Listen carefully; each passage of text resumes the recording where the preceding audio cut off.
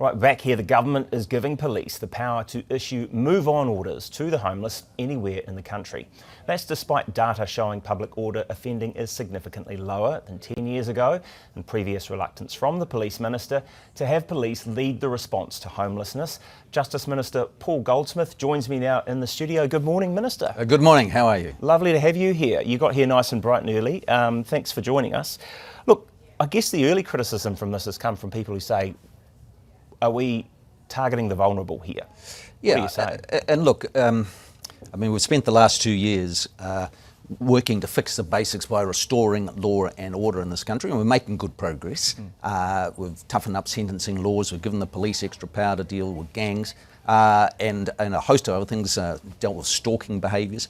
But one of the areas that consistently comes up is particularly people who work and live in the CBDs and our main streets.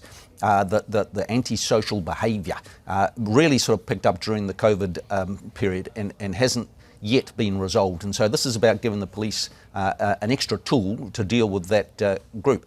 And look, if the criticism is this is our only response to people in need, well, yeah, that would be a fair criticism, but of course it's not. I mean, the government has a massive investment in helping with housing situations and with all the addictions and issues that this group deals with as well, but this is about a tool dealing with those who don't comply. Yeah, I think I picked up that your Minister, Simeon Brown, was saying 146 people have been placed into housing since the end of January, up from 33 when you announced it last. That's nowhere near the sort of level of need that's there, though, is it? You still don't have places for the people that need to find homes. Well, there are extra places that can still yet be filled. There's a relatively small group of genuinely homeless people in Auckland and in our cities, and we're working to deal with those issues. But there's also a much wider group of antisocial behaviour that everybody sees. I defy anybody who have been into central Auckland and central Wellington, our downtown areas recently, to see that there is this kind of antisocial behaviour. And what we're trying to do simply is to reclaim those streets for the enjoyment of people who live and work there.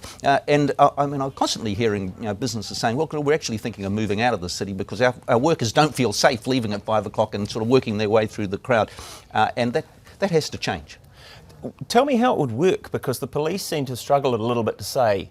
They were saying we need to write some operational orders for this. So how does it work? Does someone get moved 100 metres up the road and just cause a problem at McDonald's instead of at KFC, or what? No. Obviously we're going to be introducing legislation in the next couple of months. It'll go off to select committee. So the police have a considerable period of time to operationalise this and work out how they do, just like they did with the gang patch ban, which everybody said wouldn't work, and it has worked very well. So we're very confident that the police will be able to make it work. In essence, if you're subject to this, you'll be told to move a reasonable distance. Now that'll be different depending where you are. If you're in Whangarei, it might be different to Auckland.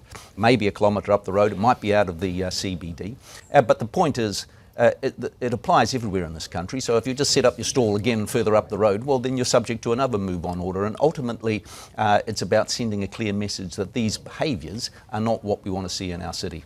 At what point do they wind up just, I don't know, in one of those suburbs that you've just managed to defend against the prospect of high-rises? Is this going to push the problem into areas? No, because it'll apply equally there. And what we're trying to assert is that our main streets, our public places, are places where people should feel welcome, and there are behaviours that we don't tolerate and we won't tolerate. So previously Mark Mitchell was saying, I don't want the police involved in this kind of thing, it's a social services matter. How did you change his mind? The police aren't dealing.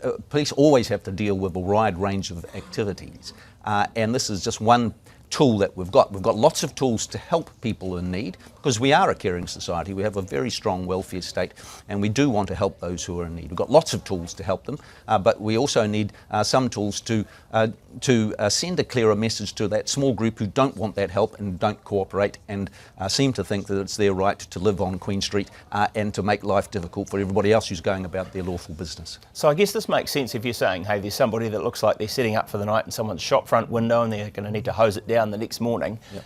Presumably that's an easy one.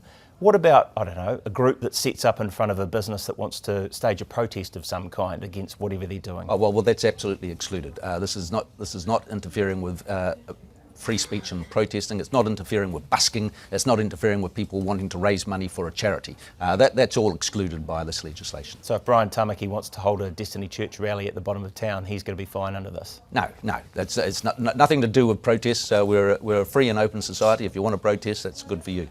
There you go. Thank you very much for that, Minister. Look, we'll see how it beds in once the police get a chance to take a look at that and put the rules into practice. That's Justice Minister Paul Goldsmith with us this morning.